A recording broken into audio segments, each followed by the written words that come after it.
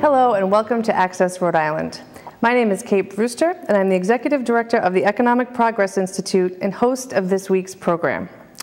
As Rhode Island's economy transforms from a manufacturing economy to a knowledge-based economy, everyone agrees that the skills of our workforce need to be enhanced if workers and businesses in our state are to be competitive. Here with me today is Rick Brooks, who knows a lot about workforce training. Rick is the Executive Director of the Governor's Workforce Board and a longtime friend of the Economic Progress Institute. Welcome, Rick, and thank you so much for being here. Thank you, Kate. So you've been on the job now for less than a year. Almost 6 months. Almost 6 months. Well, so you're relatively new to this great position, but we're thrilled that you've taken on this role. Can you tell us a little bit about the Governor's Workforce Board, what it's charged with, who's on it? Sure. The Governor's Workforce Board is, in fact, a board. It has 18 members, and those members come from a number of sectors of the state. So we have business representatives, labor representatives, representatives of community organizations, education providers, and government agencies. There's a chair who's Connie House. She's the president and CEO of Women and Infants Hospital. She's been in that role for, I think, coming up on her one-year anniversary. And the Governor's Workforce Board is responsible for setting policies and direction strategies to try to make the workforce development system, that is worker education and training programs in Rhode Island, as effective as possible to meet the needs of businesses who are looking for skilled workers and to meet the needs of workers who are looking for jobs. Well, it's certainly an extremely important topic today in Rhode Island. We hear a lot about how businesses are sometimes can't find workers who have the skills that they need, even their job vacancies, and they can't fill them. And we talked about how we've gone from a manufacturing-based economy where you could actually get a really good paying job that would support your family, maybe with just a high school education, but those jobs have gone, and you really do need much more training to be able to take jobs in the 21st century. So can you talk a little bit about that and the skills gap that we hear a lot about? Yeah, one of the challenges that we face, and one of the ironies, I think, in our economy, and not just in Rhode Island, but throughout the country, is that we have very high unemployment, Rhode Island having over 11% unemployment, somewhere in the neighborhood of 60,000 Rhode Islanders who are unemployed. And yet we have employers who say they have vacancies that they can't fill. So what is that about? Well, first of all, nearly half the jobs in our economy now require more than a high school degree. We call them middle skill jobs because they require in many cases less than a bachelor's degree, but certainly more than just a high school education. Unfortunately, approximately 86,000 Rhode Islanders, which is about 13% of the working age population, have not finished high school. And nearly twice as many of those have finished high school but haven't gone beyond that. So, and then we have in addition about 36,000 Rhode Islanders who have limited proficiency in speaking English. Well, you add those all together, that's a large number of Rhode Islanders who may not have the skills or education or training that employers are looking for to fill those middle skill jobs. It's a huge number when you think about almost 90,000 adults who don't have a high school, haven't finished high school. And we know that the middle skill jobs that we hear, they're good paying jobs. They're jobs that are not going to leave the state in healthcare or marine trades. And these are really where we need to be getting people into the pipeline to be able to take those jobs. Absolutely. It's the education, it's the training in the technical and professional areas, but then there's also the core skills. And we hear from employers that many of their job applicants, for example, may not have the writing skills or the reading skills, the computer skills, math skills. So those are what I would call core skills to be able to do what's expected on the job or to learn and advance on the job. And in addition, many employers report that their workforce or their applicants don't have a lot of work experience, don't necessarily know the expectations of the workplace. We refer to that as work readiness.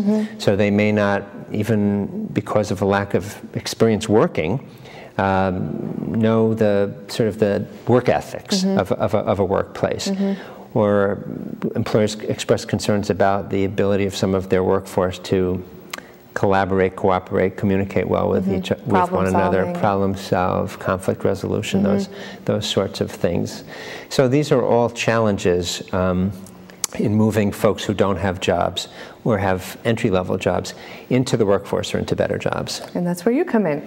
So the Governor's Workforce Board recently underwent a strategic plan and developed some goals and objectives. Can you tell us about the programs that you're offering or some of the initiatives you're offering to meet those goals, and talk a little bit about what the areas are? Sure. The Governor's Workforce Board went through a very extensive process a couple of years ago, 2-3 years ago, to develop a strategic plan that's very ambitious, very far-reaching, and which could be summarized as 4 major goals. So one is to make sure that employers have the workforce that they need to remain competitive and productive and in business. Right. Secondly, that workers, adult workers, have the skills, the education, the access to both that they need to be able to get a job, keep a job, grow in a job, and support their families. The third goal has to do with the emerging workforce, i.e. youth, young people. And the overarching goal for youth is that they have access to education, that they complete their schooling, that they develop the understanding of what employers are looking for, that they are work ready as well, that they have real life work experiences, experiential learning opportunities through internships or mentors or job shadowing, as well as in the classroom, so that they can be ready for the workplace. And last but not least, our fourth goal and responsibility is sort of the overarching goal of to make sure as much as we can that the system functions, the workforce development system functions in a way that's maximally effective and efficient, so that, especially at a time when resources are scarce, that we're using our funds wisely, and that we're training people with the skills that they need for the jobs that employers are looking to fill. That's terrific. So within those areas, can you talk about some of the specific programs that you might have started or be continuing? Sure. So, as I mentioned, our focus is really to be as attuned as we can be to the needs of employers. And to do that, we first of all have to hear and listen closely to employers. One of the things we've recently done is created an employer committee on the Governor's Workforce Board, which in turn is going to form an advisory group to cast the net quite widely and wisely in order to hear from more businesses out there in Rhode Island as to what their workforce needs are, also to let them know what the services and programs that are available through the workforce system, and ways that they think that the system could be improved. So we listen to employers in that way, and then we also have what we call industry partners. Now, industry partners are organizations that have come together to represent the needs of key sectors of our economy, the sectors that employ large numbers of people and that are growing and that pay well. And where there are opportunities for people to come in at entry-level jobs and then continue up and make a career in those sectors. Our industry partners represent the workforce needs of those employers in those sectors, and they tell us where the jobs are, where the skills gaps are, what skills employers are looking for that they can't find. With that information, we then inform the education and training system, whether that be the vocational and technical schools, the community-based training providers, private and for-profit and not-for-profit, the community-based adult education programs, the community college, and the other institutions of higher education, all of whom are very much looking to be smart about what it is that employers need, so that they're offering the kinds of education and training programs that will result in their graduates getting jobs. Can you talk just for a second about what are those industries? So the industries that we currently have partners with are marine trades, hospitality, healthcare, information technology, bioscience, construction, and defense. Wow. And we are currently seeking to create a new industry partnership for manufacturing. And it's interesting, you mentioned that a common perception based in much fact that our manufacturing sector has shrunk, and it certainly has. But it's interesting that two things. One is that manufacturing employment has actually leveled off in recent years. And secondly, we hear anecdotally from manufacturers that they too are having trouble filling vacancies, either because they're not getting the applications or because they're not getting applicants with the skill set that they're looking for. Manufacturing has an higher than average age in the manufacturing workforce, so it's not too long before the manufacturing workforce begins to retire. 25% of the workforce in manufacturing is over the age of 55. Wow. And at the same time, not surprisingly, younger workers are underrepresented in manufacturing, partly because of that perception that, well, there's no future in manufacturing. So high school guidance counselors, voc tech, job counselors, et cetera, don't necessarily promote manufacturing jobs, but as a matter of fact, there's a lot of opportunity in manufacturing, and as I said, there's jobs going unfilled, and manufacturing is not what it used to be. There's more technology involved. There's precision manufacturing, advanced manufacturing, but all sorts of manufacturing really in Rhode Island, and there's opportunities to grow within that field. So. That will be our newest industry partner. That's great. And actually, Moody's just presented to the state on its economic forecast, and I believe said that they thought that manufacturing would bounce back to some degree in Rhode Island, which would be exciting.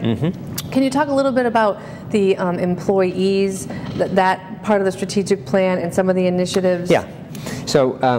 Actually, one more thing related to, maybe this is what you're asking, related to employers and their employees. We do support, the Governor's Workforce Board provides grants as well as making policy. We do that with job development funds that are contributed by employers through a portion of the unemployment insurance premiums that employers pay. Those job development funds go into to support the different priorities of the board. One related to employers is what we call incumbent worker training grants. So we provide direct-to-employer funds to those employers who provide an equal amount. So it's a 50-50 match for employers to provide training to their current workforce, to upgrade the skills of their workers so that their company and their organization can be cutting edge, can be on top of the latest technology, the latest techniques, have the best productivity, quality, customer satisfaction, and so on. And we are in the process right now of reviewing grant proposals. We received nearly 120 proposals, 120 different companies and organizations, seeking a total of about $1.7 million, which would train about 5,300 Rhode Island employees. Now, we don't have quite 1.7 million to award, but we do have something just over $1 million to award. So we're optimistic that we'll be able to support quite a few of the applicants to train employees in their workplaces. That's terrific, and I know that we work, the Economic Progress Institute, with a coalition called the Rhode Island Workforce Alliance, and I'll just make a little plug. We've got business and labor and workforce training partners at the table advocating for more money to be infused into the workforce training system in Rhode Island. And when we know from last year's experience that there were more employers who were looking for grants for their incumbent worker training than there was money available. And we certainly believe that this is such a critical area, and if employers are willing to put dollars on the table, matching funds, that it makes sense to make sure we have enough.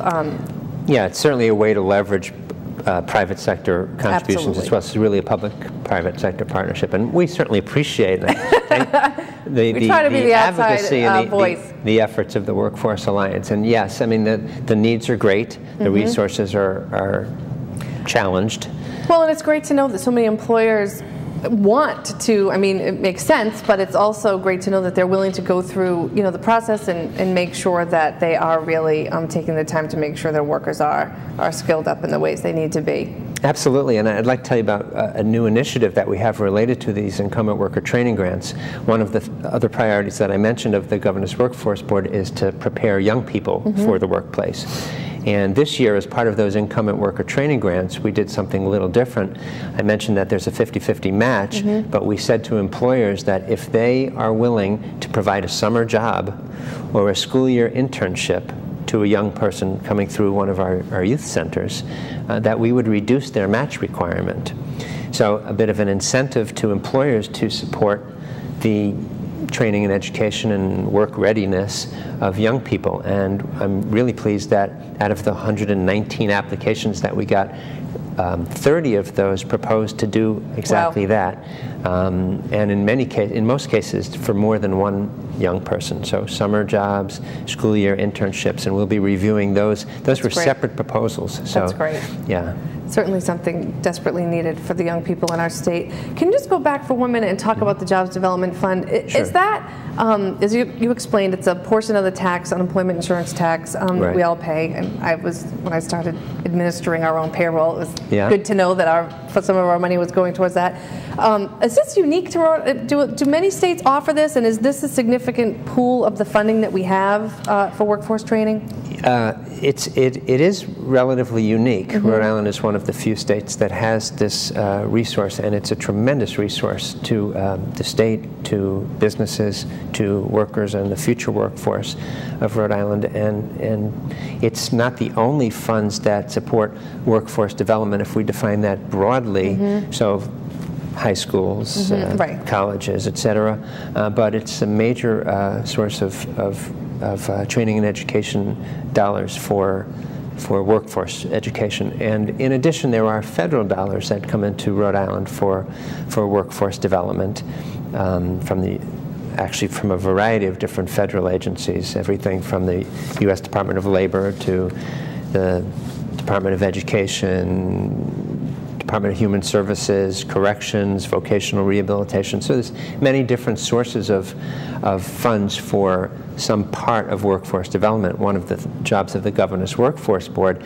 is to try to integrate those funds so that we're not doing a tiny bit of many different things, but rather we're using those funds thoughtfully in a way to kind of get the biggest bang for the buck. Right, and trying to figure out the map of workforce development funding can be tricky. It's pretty daunting. Yeah. Yes, it really is. Well, you mentioned, I think that, I don't have this number exact, but the Jobs Development Fund is like 10 million, or what's the total amount of money that you have to give out, and what are some of the other initiatives that you're funding? Well, in terms of money that's available for grants or investments, it comes to around $8.5 million currently. In addition to the direct-to-employer funds that I mentioned, and I did mention some of the youth funding, in addition, other investments that we make in youth and emerging workforce is we do invest about $1 million during the summer to support summer jobs for youth. And those are short-term work experiences, but they're extremely valuable experiences, both in terms of resume, in terms of, as I was saying earlier, work readiness, understanding how to behave in a job, what employers' expectations are, and also, quite frankly, to give kids something important, valuable, meaningful to do during the summer when they're not in school. We also support the youth centers that I referred to, what we call our Youth Works 411 system. There's about 16 different youth centers around the state that provide not only work-related experiences, mentors, job shadowing, etc., but also academic support, tutoring, GED preparation for those youth who may not have finished high school, support for those kids to help them stay in school and finish school. So the youth centers are an important part of our workforce development system that we support. Then we also support significantly the community-based organizations that provide adult education services. And when I say adult education, we're talking everything from remedial math and reading and writing skills to, again, high school equivalency classes for those adults who did not finish high school, English as a second language classes, variety of what we call contextualized adult education programs, where where the adult learner is not only learning perhaps how to speak English, but they're also learning how to be a nurse's aide, for example. So the job training and the adult education are combined.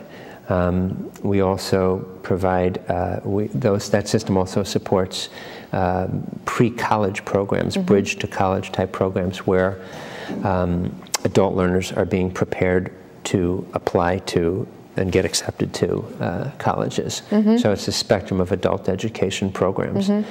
And then we have a new initiative that we're supporting. This just in the past few months, we announced what we called our Jobs Initiative. We didn't have a lot of funds at the time. We hope to expand the funding for this next fiscal year, which starts July 1st. But this was an interest and commitment of the Governor's Workforce Board to try to develop some short-term strategies to train and that would result in training and hiring of unemployed Rhode Islanders. You know, some workforce development efforts take a long time. I mean, if we were talking about the skills gaps, and it's not a quick process to move somebody from, let's say, a recent high school graduate or somebody who maybe didn't finish high school to the point where they could, let's say, get a job in technology field or nursing or something that requires a degree. But there are other jobs where we can provide some short-term training and get somebody a foot in the door and into the workforce. And again, with Rhode Island's unemployment rate being as high as it is, we wanted to make that one of our priorities. And so we went to our industry partners and we said, we have some funds, give us your thoughts as to what kind of short-term training or hiring incentives was another thing that we put out there that would result in a placement of somebody who was unemployed into a job. Not to put you on the spot, can you give an example of? Absolutely. So there are to put you on the spot. Yeah, please. So several new initiatives have come out of this. One is that we're working with the Providence Community Health Centers and one of our industry partners called Stepping Up, which has recruited unemployed workers to go into a training program that will, at the end of it, prepare them to work in health information technology. So computers and electronic records for the community health centers. Another initiative is with Electric Boat, which is going to be doing significant hiring over the next 5 to 10 years. And Electric Boat is working with our youth centers, and we have recruited about 20 young people from the youth centers who just in the past couple of weeks took a tour of Electric Boat, were interviewed for positions this summer as trainees. It'll be about a 10-week program. They'll be getting paid, and at the end of that, they will be able to bid on job openings and bid as internal applicants. Wow! So if they do well, they will have permanent jobs there. A little different, we also, with another one of our industry partners, which is called the Tech Collective. They work with information technology and bioscience companies. That program that we are working with them to do is a post-college graduation fellowship program. This is an attempt to sort of stem the brain drain, as we call it. College students who are graduating in technology fields and engineering and so on who are not necessarily staying in Rhode Island after graduation. So what we are doing is funding the Tech Collective and information and technology and bioscience companies to provide post-graduation fellowships. So for 8 to 10 weeks, recent college graduates would work at a particular technology company, would be subsidized in part by the Governor's Workforce Board, and the catch is that those companies need to have a job available at the end. There's no guarantee that the fellow, the intern, gets that position, but if they do well, the company has already committed that we have a job, we're hoping to fill it, and this is an opportunity for the company to take a look at this new college graduate and vice versa. That's terrific. It makes me think of an article I read in the paper a few weeks ago about Atreon networking, and their apprenticeship program, if I understand that correctly. Yeah, that's another new initiative in the workforce system. Apprenticeship is a very old initiative in the workforce system. It's been around, I've heard tell, for over 1,000 years in one form or another. But it's most commonly known to be used in the construction trades. But more recently, Atreon, which is an information technology company, has developed and has had approved by the State Apprenticeship Council an apprenticeship program in the technology field, and we're looking to expand apprenticeships to other non-traditional sectors of the economy. Real credentials. Absolutely, right? I mean, yeah. that's and the credentials key. are really important. Right. One of the priorities of the Governor's Workforce Board is to make sure that our training, that the training that we support, results in credentials that individuals can both take from one company to another, and also that they can build upon. So this credential leads towards this credential, what we call stackable credentials. So just as if you get an associate's degree, you would hope that you could take those credits and apply them towards a bachelor's degree in a similar field. That's great. So. Excellent. Well, let's just talk about in the last few minutes, the community colleges across the country really became so important during the recession. Unemployed people saw it as an opportunity to go back and further their education at a reasonable cost in many cases. Can you talk about CCRI and the Pathways Initiative in the remaining minutes? Sure. You're absolutely right, and CCRI is no exception, has really been challenged, to be honest, by the numbers of Rhode Islanders who are coming back to resume their education and perhaps change fields and so on in order to keep up. Right.